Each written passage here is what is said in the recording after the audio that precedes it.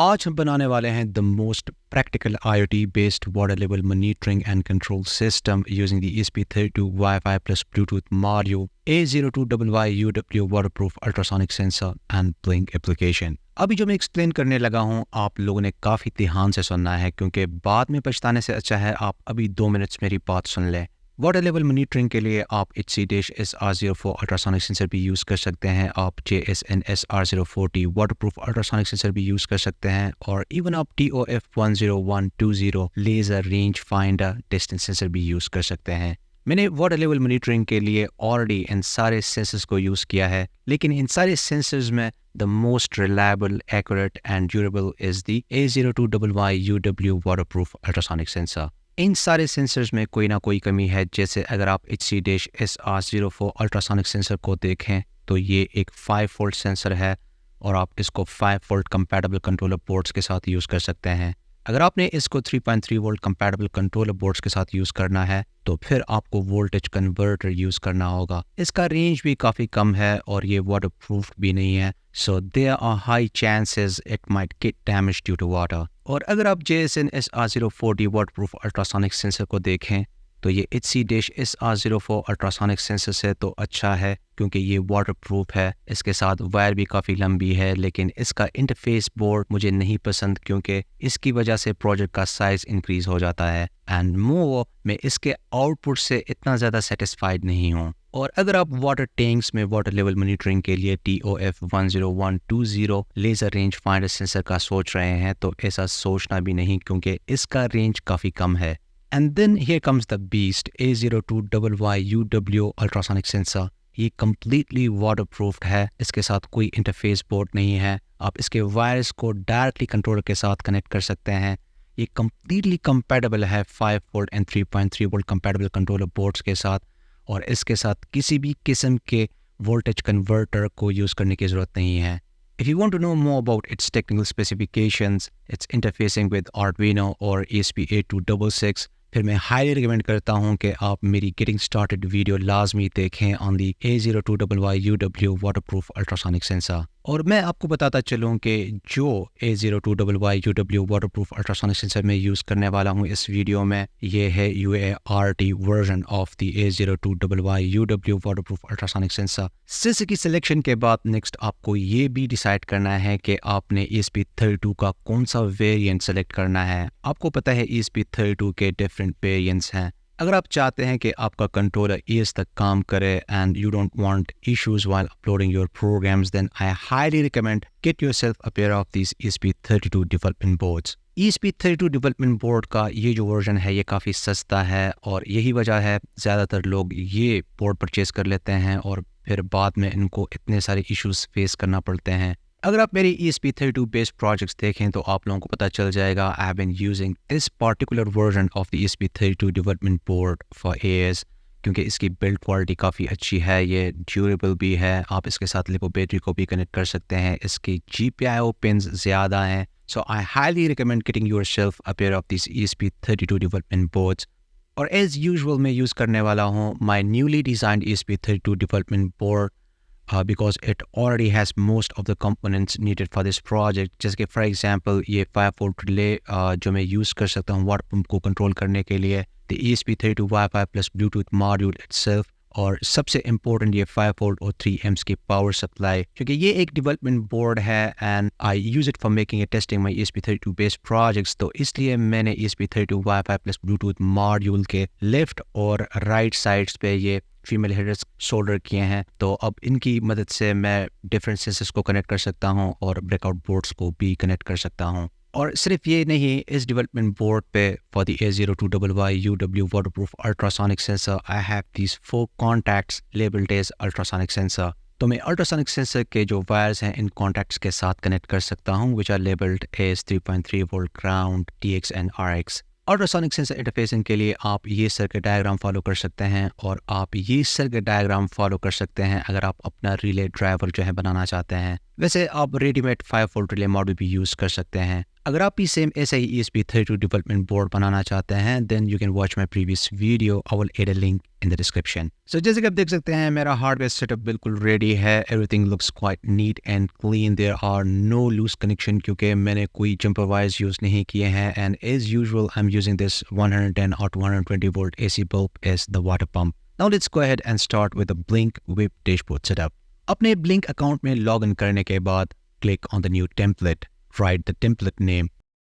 जब ESP32 board selected हो as the hardware type and Wi-Fi as the connection type, click on the done button. इसके बाद बाकी जितने भी स्टेप्स हैं वो बिल्कुल सिंपल हैं। And this is not the first time I am using Blink application. मैंने इसको ऑलरेडी बहुत सारे वीडियोस में, बहुत सारे प्रोजेक्ट्स में मैंने इसको यूज़ किया है, तो आप वो वीडियो देख सकते हैं क्योंकि मैंने हर एक चीज़ को स्टेप बाय स्टेप मैंने एक्सप्लेन किया है। और मैं तो ये रिकमेंड करूँगा कि you guys should watch my getting started tutorial on the ESP32 and the new Blink V2.0, क्योंकि उसमें मैंने हर एक चीज़ को काफ़ी डिटेल में एक्सप्लेन किया है।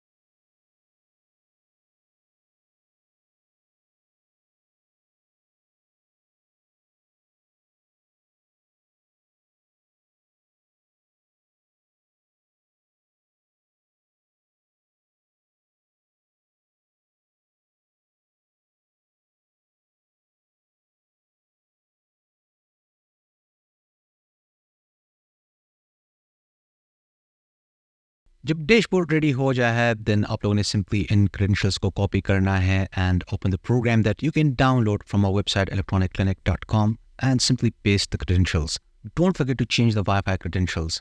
अगर आप पहली बार ESP32 WiFi plus Bluetooth model use कर रहे हैं, then you will also need to install the ESP32 board in the Arduino IDE. For this, you can watch my getting started video on the ESP32 Wi-Fi plus Bluetooth module. Next आप लोगों को blink library का entire package भी install करना होगा, तो इसके लिए आप लोगों ने सिंपली स्केच के मेन्यू में जाना है, then to include library and click on the manage libraries. Search box में आप लोगों ने ब्लिंक टाइप करना है। तो जैसे कि आप देख सकते हैं, मैंने इस लाइब्रेरी को ऑलरेडी इंस्टॉल किया हुआ है and it's simply amazing. It works with over 400 boards. Finally आप ये प्रोग्राम अपलोड कर सकते हैं। In my case I have already upload this program. Next you can start with the Blink IoT application setup on your smartphone.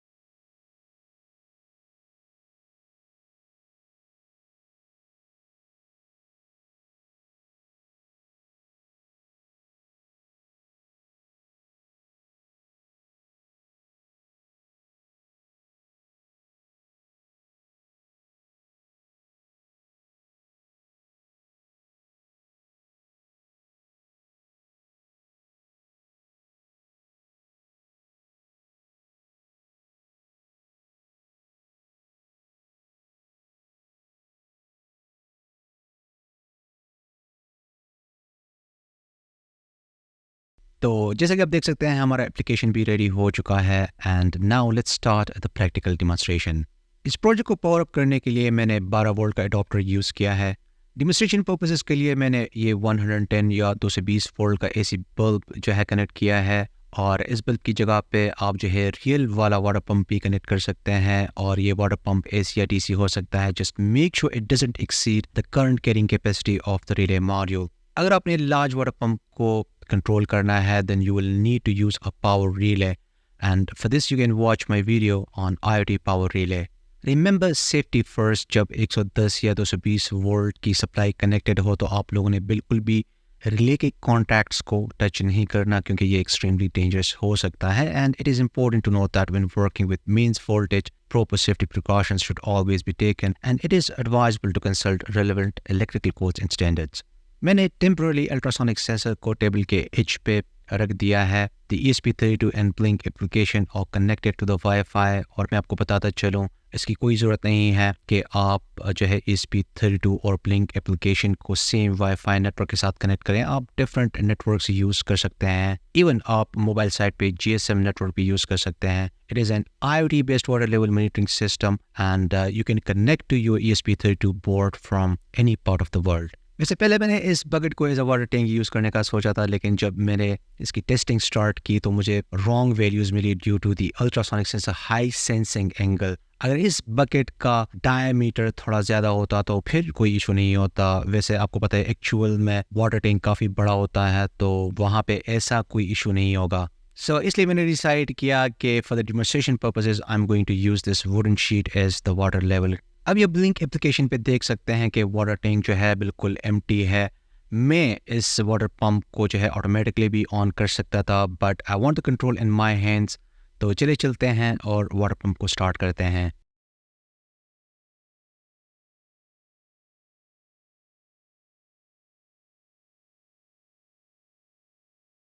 जब control आपके हाथों में हो तो फिर आप किसी भी टाइम वाटर पंप को ऑफ कर सकते हैं.